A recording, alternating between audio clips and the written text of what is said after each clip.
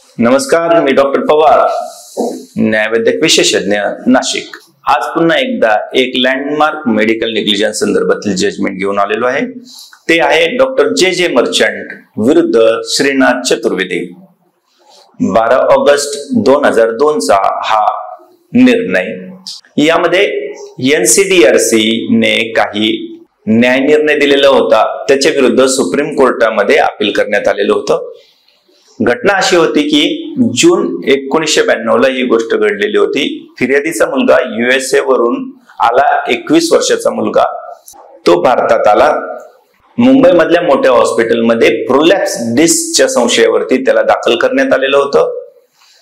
Conservative उपचार म्हणजे bed rest, traction, औषधे आणि शॉर्ट वेव्ह डायथर्मी हे उपचार त्या ठिकाणी सुरू करण्यात आलेले होते। ते 17 जुलैला करण्यात आलेले होते। 4 ऑगस्ट 1992 रोजी त्याच रुग्णालयामध्ये स्लीप डिस्क ऑपरेशन साठी रुग्णाला दाखल करण्यात आले।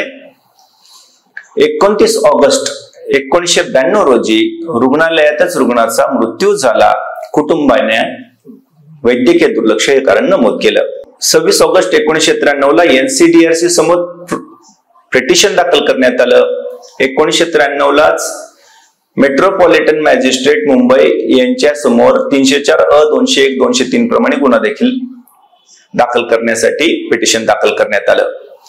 NCDRC ने 2006 साली ही मागणी नाकारली की क्रिमिनल केस चालू आहे म्हणून कंझ्युमर केस जी आहे ती थांबवता येते का, यावरती तो निर्णय दिला। कंझ्युमर फोरमने कोणती प्रकरणे घ्यावीत, त्यामध्ये मार्गदर्शक तत्वे काय असावीत, हे या जजमेंटचा भाग होता। 12 ऑगस्ट 2002 ला NCDRC ची भूमिका, अधिकार क्षेत्र हे कायम ठेवलं। ज्युरिडिक्शन, वेळमर्यादा, कॉम्प्लेक्सिटी, क्रिमिनल सिव्हिल समांतरता या सर्व मुद्द्यांवरती हा ऐतिहासिक निर्णय सुप्रीम कोर्टाने दिलेला होता। या प्रकरणामध्ये कुटुंबियांचा आरोप होता की उपचार चुकीचे झाले, उशिरा झाले, ऑपरेशन किंवा पोस्ट ऑपरेटिव्ह काळजी यामध्ये त्रुटी झाली, त्यामुळे 21 वर्षाच्या मुलाला जो आहे तो जीव गमवावा लागलेला आहे। डॉक्टरांनी या अपिलामध्ये हे प्रकरण गुंतागुंतीचे आहे, तज्ञ साक्ष घेणे आवश्यक आहे, दीर्घ क्रॉस एक्झामिनेशन लागेल, त्यामुळे सिव्हिल कोर्टामध्ये जावं अशा पद्धतीची मागणी केलेली होती। क्रिमिनल कोर्स प्रलंबित असल्या कारणाने कंझ्युमर केस देखील स्टे करण्यात यावी। कंझ्युमर फोरा ही समरी पद्धत इतकी गुंतागुंत प्रकरण, कॉम्प्लेक्स प्रकरण हाताळू शकत नाहीत असं देखील त्यामध्ये मांडण्यात आलेलं होतं। फिर्यादीच्या बाजूने कंझ्युमर प्रोटेक्शन ऍक्टचा उद्देश हा सिंपल, इनएक्सपेन्सिव्ह आणि स्पीडी रेमेडी असावी, यासाठी असावी असं नमूद केलं गेलं। सेक्शन 13(4) मुळे फोरमला समन्स, ऍफिडेव्हिट, एक्सपर्ट ऍफिडेव्हिट घेण्याचे अधिकार स्पष्ट करण्यात आलेले होते।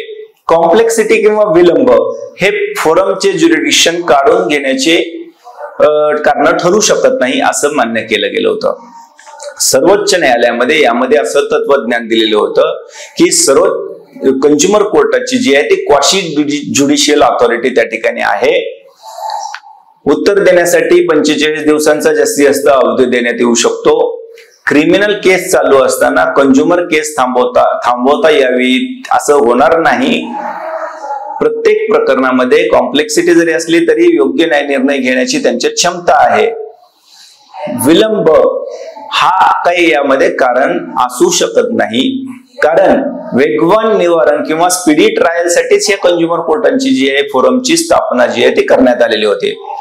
तक्रारदारांनी ज्यावेळी तक्रार करायची आहे त्यावेळी वैद्यकीय नोंदी, टेस्ट रिपोर्ट, सर्व मेडिकल रेकॉर्ड्स, टाइमलाईन, एव्हिडन्स हे सगळं तयार ठेवायला हवं। प्रतिवादी रुग्णालयांनी 45 दिवसाच्या आत त्यांची रिटर्न स्टेटमेंट द्यावी। रेकॉर्ड किपिंग मध्ये कोणताही दोष ठेवता कामा नये। सर्व मेडिकल रेकॉर्ड्स, डॉक्युमेंटेशन हे व्यवस्थित सांभाळावेत। फक्त प्रकरण हे गुंतागुंतीचे आहे म्हणून कंझ्युमर फोरम ते हाताळू शकत नाही असं त्याचा कुठेही अर्थ होत नाही। क्रिमिनल केस आहे म्हणून कंझ्युमर केस ही थांबवता येते का, स्टे करता येतो का, असं होऊ शकत नाही। 45 दिवस ओलांडले गेल्यानंतर जर तुम्ही कंडोनेशन ऑफ डिले ऍप्लिकेशन करत असाल तर त्यामध्ये क्वचित अपवादात्मक म्हणून आपल्याला ती मागणी मान्य होऊ शकते।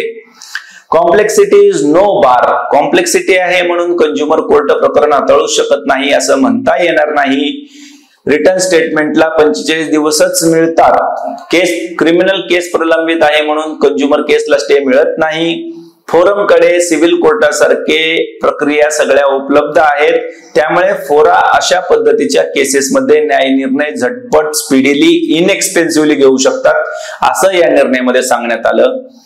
याच प्रकरणाप्रमाणे IMA versus VP Shantha, Charan Singh versus Healing Touch Hospital, New India विरुद्ध हिली मल्टीपर्पज कोल्ड स्टोरेज आणि यासारख्या अनेक प्रकरणांचा देखील यामध्ये उपयोग किंवा परिणाम या प्रकरणाचा पुढे या प्रकरणांमध्ये दिसून येतो. प्रकरण गुंतागुंतीचे आहे म्हणून कंझ्युमर कोर्टाला हाताळता येणार नाही असं कधीही होत नाही असं मानू नका. कंझ्युमर फोरासमोर आपलं जे काही मेडिकल डॉक्युमेंटेशन जाणार नाही, याच्या अनुषंगाने योग्य तो निर्णय ते घेऊ शकतात.